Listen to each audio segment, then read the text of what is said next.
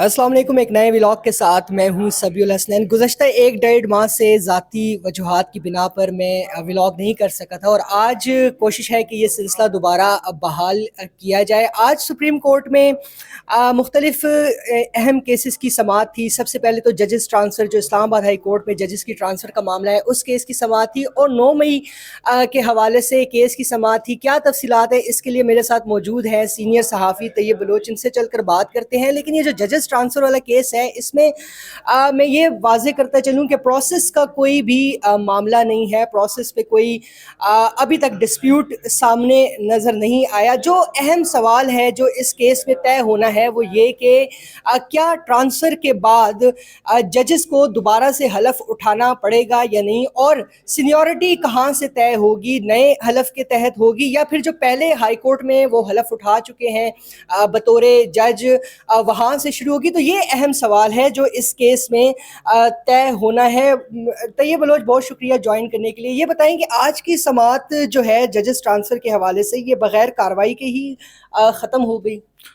کارروائی تو ہوئی ہے، اور ہلکی سی چھوٹی سی کارروائی ہوئی ہے، لیکن جو آپ کی توقعات تھیں یا جو ہماری توقعات تھی کہ یہ کیس کنٹینیوس اس ویک چلے گا، وہ توقعات پوری نہیں ہوئی، اور کیس 29 اپریل تک کے لیے جو ہے وہ ملتوی کر دیا گیا ہے۔ اور ریزن معزز جج صاحبان کی جانب سے یا وہ کانسٹیٹیوشنل بینچ کی جانب سے یہ دی گئی ہے کہ چونکہ اس میں جو 8 فریقین ہیں جن کو فریق بنایا گیا تھا، ان سب کے جوابات آ چکے ہیں، تو اب ان جوابات پر پھر جو درخواست گزار ہیں انہوں نے اپنا جواب جمع کرانا، یعنی جواب الجواب جمع کرانا ہے۔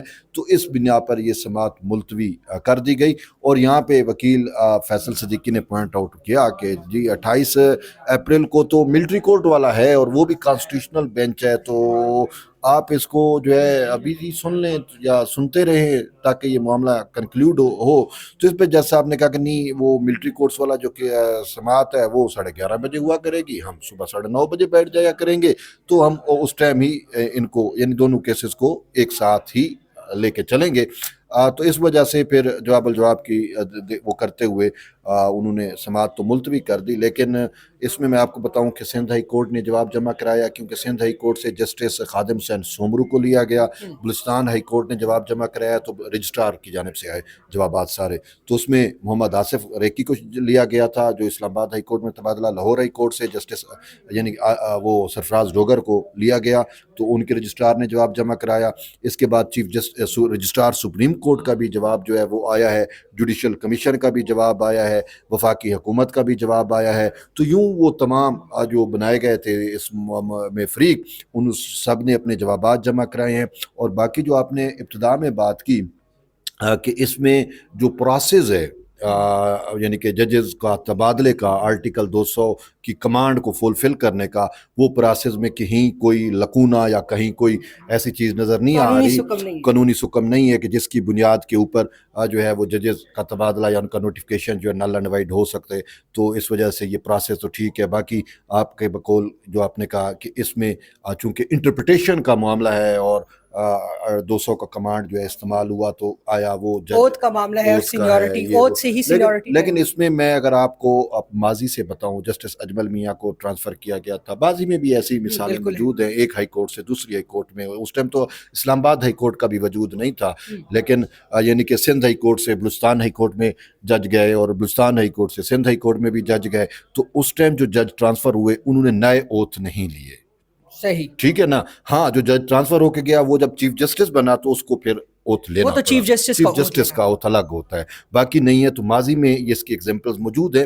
اور اس کے علاوہ یہ جو 5 ججز جن کو لیٹر باز ججز مشہور ہوئے جو، تو ان 5 ججز کی جانب سے جو پلی جو مدعا اختیار کیا گیا، اس میں تو جھول ہے، اس میں کوئی وجہ نہیں ہے۔ لیکن ایک چیز جو میں آپ کے پروگرام سے کہنا چاہ رہا ہوں کہ ایک لکونہ ضرور ہے اس پورے پروسیس کے اندر، اور وہ اب اٹارنی جنرل جواب دے گا یا جو حکومت کی، اب وہ میں آپ کو بتا دیتا ہوں، وہ ہے کہ کابینہ کی منظوری۔ اچھا، ہاں، آپ نے ابھی تک جتنا پروسیس اسٹڈی کیا ہے، جو جواب آئے ہیں، سارا کچھ آپ کے سامنے، اس کے حد تک تو ٹھیک ہے۔ لیکن ایک چیز ہم یہ دیکھتے ہیں کہ سپریم کورٹ کا مصطفیٰ اپیکس فیصلہ کون سا ہے؟ مصطفیٰ امپیکس فیصلہ ہے۔ ثاقب نثار صاحب ایک چیف جسٹس تھے، جب وہ جج تھے انہوں نے دیا تھا، اور اس میں فیڈرل گورنمنٹ کی تشریح کی تھی کہ فیڈرل گورنمنٹ صرف وزیر اعظم نہیں ہوتا بلکہ پوری کابینہ ہوتی ہے. لیکن اس کیس میں فیڈرل گورنمنٹ کا ورڈ یوز ہے آئین میں یا صرف پرائم منسٹر کی ایڈوائس کا معاملہ جو ہے تو وہ آتا ہے آئین میں؟ میں اس پہ شور نہیں ہوں. میں چونکہ میں اس پہ مجھے شورٹی نہیں ہے. آپ نے ایک بڑا اچھا پوائنٹ اٹھایا ہے. تو یہ تو جب کیس آگے چلے گا وہی میں کہہ رہا ہوں اٹارنی جنرل صاحب جواب دیں گے. لیکن ہمیں بظاہر یہ نظر آ رہا ہے, اور اس میں آپ کو بتاؤں کہ جو حامد خان نے اپنا ایک لاہور ہائی کورٹ بار کی جانب سے امینڈڈ درخواست دائر کی ہے یا متفرق درخواست دائر کی ہے, اس میں انہوں نے کابینہ کی منظوری والا نقطہ ضرور اٹھایا ہے. اور ابھی تک کا جو پروسیس سامنے آیا اس میں کابینہ کی منظوری نہیں ہے. ابھی جو آپ نے سوال اٹھایا ہے تو وہ یہ دیکھنا پڑے گا کہ اس میں فیڈرل گورنمنٹ ہے, تو اگر فیڈرل گورنمنٹ لکھا ہوا ہے تو پھر تو کیبنٹ کی منظوری ہے. اگر اس میں ہے کہ پرائم منسٹر آفس کا ہے تو پھر تو پرائم منسٹر آفس نے اپنا اختیار استعمال کیا. تو یہ اب ایک چیز ہے جو طے ہوگی اس پہ. باقی جو آپ کہہ رہے ہیں نا حلہ, وہ بھی چیزیں طے ہیں. وہ میں نے کہا ماضی میں جسٹس اجمل میاں اور ان کے جب تبادلے ہوئے تھے سندھ ہائی کورٹ سے بلوچستان اور بلوچستان سے سندھ ہائی کورٹ ججز کو ٹرانسفر کیا گیا تھا, تو اس ٹائم کوئی نیا حلف نہیں لیا گیا تھا. تو وہ چیزیں بھی طے شد ہیں. نہ صرف اجمل میاں کے معاملے پر طے ہیں بلکہ جو 6 ججز نے ریپریزنٹیشن فائل کی تھی اسلام آباد ہائی کورٹ میں, اور اسلام آباد ہائی کورٹ کے اس وقت کے چیف جسٹس عامر فاروق نے ریپریزنٹیشن میں فیصلہ دیا تھا, وہ بھی کافی واضح ہے اور کافی کلیئر ہے, کوئی سکم نظر نہیں آ رہا. لیکن بہرحال اب یہ کیس چل رہا ہے, اور اس کیس میں جو لاہور ہائی کورٹ اور بلوچستان ہائی کورٹ کے ججز کا ٹرانسفر ہے ان کا اتنا ایشو نہیں ہے 6 ججز کو. صرف معذرت کے ساتھ لاہور ہائی کورٹ کے جو جسٹس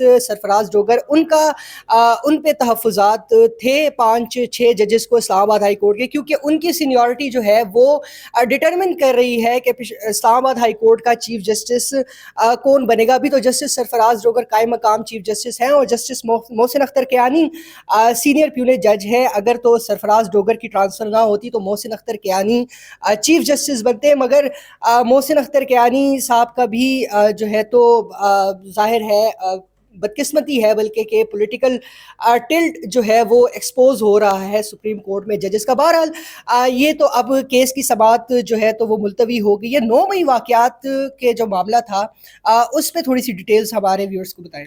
دیکھیں 9 مئی کے مقدمات تو آج بھی لگے ہوئے ہیں, کل بھی لگیں گے. کل عمران خان کا مین بانی پی ٹی آئی کا جو کیس ہے وہ لگے گا. آج شیخ رشید کا جی ایچ کیو حملہ کیس میں اس کی بریت کی درخواست تھی, اور دوسرا صنم جاوید کا جسمانی ریمانڈ لینے سے متعلق پنجاب حکومت کی درخواست تھی. ان پہ سماعت ہوئی. جسٹس ہاشم خان کاکڑ کی سربراہی میں 3 رکنی بینچ تھا. پہلے اگر ہم شیخ رشید کے معاملے کو دیکھیں تو شیخ رشید جو ہے اس پہ پنجاب حکومت نے جو ہے وہ مہلت مانگی ہے. اس نے کہا ہے کہ ہم نے جو ہے وہ کچھ شواہد عدالت میں سبمٹ کرانے, اس کے بعد عدالت جو بھی فیصلہ کرے, کیونکہ بریت کا معاملہ ہے تو اس میں پھر عدالت کو شواہد دیکھنے پڑیں گے کہ آیا یہ تھے ملوث تھے یا نہیں تھے. تو اس کے وکیل شیخ رشید کے وکیل نے کہا کہ یہ وقت ہمیں فضول میں مانگ رہے ہیں, پھر دوش دیتے ہیں عدالتوں پہ یا ملزمان پہ کہ وہ تاخیر کرتے ہیں. اور پھر انہوں نے یہ بھی کہا کہ یہ جن شواہد کی بات کر رہے ہیں وہ اعترافی بیان ہے, اور وہ اعترافی بیان اس فائل کا حصہ ہیں.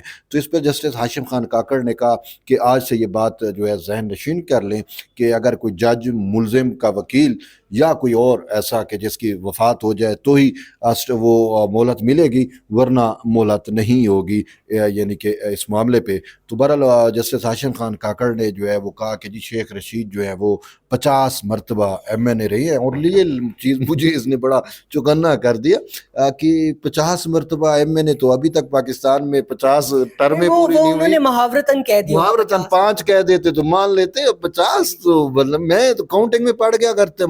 میں 3 سال بھی ایک پارلیمان کا ٹرم لگاؤں تو پھر بھی 1.5 سال جا کے بنتے ہیں, تو 150 سال تو یہ کیسے. بہرحال وہ ہاشم خان کاکڑ صاحب کا اپنا ہے, لیکن انہوں نے کہا کہ شیخ رشید جو ہے وہ بزرگ ہیں, اب آپ نے ان کا کیا کرنا ہے. یہ بات ان کی مجھے کسی حد تک اچھی لگی, لیکن ان کو بھی سوچنا چاہیے کہ شیخ رشید بزرگ ضرور ہیں, لیکن شیخ رشید کی زبان سے جو پھول جھڑتے ہیں نا اس سے کوئی محفوظ نہیں ہے. یہ شیخ رشید ایسا شخص ہے کہ اس نے خواتین کے بارے میں نازیبا زبان استعمال کی. میں ایک اس کے اپنے بیانات کی بات کر رہا ہوں. بلاول بھٹو زرداری جو پاکستان پیپلز پارٹی کے چیئرمین ہیں, ان کے خلاف اس نے کتنی گھٹیا اور غلیظ زبان استعمال کی تھی. تو ہاشم خان کاکڑ صاحب کو سوچنا چاہیے, جس کو آپ بزرگ کہہ رہے ہیں تو اس بزرگ کو پھر جو ہے وہ تھوڑا شرم بھی دلائیں کہ اپنا زبان پہ تالا لگا کے رکھیں. اس کے زبانوں سے, ہاتھ سے نہیں, زبان سے کوئی محفوظ نہیں ہے. تو بہرحال یہ معاملہ جو ہے وہ نیکسٹ ویک تک چلا گیا ہے اور اس میں اب شواہد آئیں گے تو پھر فیصلہ ہوگا کہ آیا شیخ رشید بری ہوتے ہیں یا نہیں ہوتے، تو یہ تو کورٹ آف لا فیصلہ کرے گی۔ پھر دوسرا جو معاملہ آپ نے وہ صنم جاوید والا تھا، صنم جاوید والے معاملے پہ مجھے انتہائی افسوس سے کہنا پڑے گا کہ یہ 9 مئی کے ملزمان ہیں، لیکن صنم جاوید گئی تھی ہائی کورٹ کے اندر جسمانی ریمانڈ کے خلاف کہ میرا ریمانڈ لیا جا رہا ہے تو اس کو نل اینڈ وائڈ کریں، اور وہاں پہ عدالتی سہولت کاری کی انتہا ہو گئی تھی، بالکل ایسے جیسے بانی پی ٹی آئی کے کیسز میں ان 5 ججز نے، اسلام آباد ہائی کورٹ کے ججز نے کیا تھا کہ مستقبل میں بھی اگر اس کے خلاف کوئی کیس ہو تو اس میں بھی ضمانت، تو ایسے ہی صنم جاوید کے کیس میں وہ ریمانڈ کا اپلیکیشن تھا، آپ نے وہی ڈیسائیڈ کرنا تھا کہ ریمانڈ نہ دے، ٹھیک ہے وہ کر دو، خارج کر دو یا ڈسمس کر دو وہ جو اپلیکیشن ہے، تو انہوں نے کیا کیا کہ پورا مقدمہ ہی اٹھا کے باہر پھینک دیا۔ تو پنجاب حکومت کے وکیل نے کہا، پراسیکیوٹر نے کہا، انہوں نے کہا کہ سر یہ دیکھیں، ہاں یہ تو ریمانڈ کے خلاف گئی تھی اور آپ کی جو جوڈیشری ہے ہائی کورٹ ہے اس نے جو ہے نا از خود نوٹس کا اختیار استعمال کیا، اور از خود نوٹس کا اختیار استعمال کرتے ہوئے اس کا مقدمہ ہی خارج کر دیا۔ تو ہاشم خان کاکڑ نے کہا کہ میں ہائی کورٹ میں یہ فیصلہ لکھ چکا ہوں کہ عدالت جو ہے وہ تمام معاملات کو دیکھ سکتی ہے، تو انہوں نے کہا کہ سر از خود نوٹس کا تو اختیار پھر بھی استعمال نہیں کیا جا سکتا، لیکن شاید ہاشم خان کاکڑ صاحب بھی جسٹس منصور علی شاہ کی طرح یہ سمجھ رہے ہوں کہ 187 کمپلیٹ جسٹس کا اختیار استعمال کر کے عدالت سارے معاملات دیکھ سکتی ہے، جیسے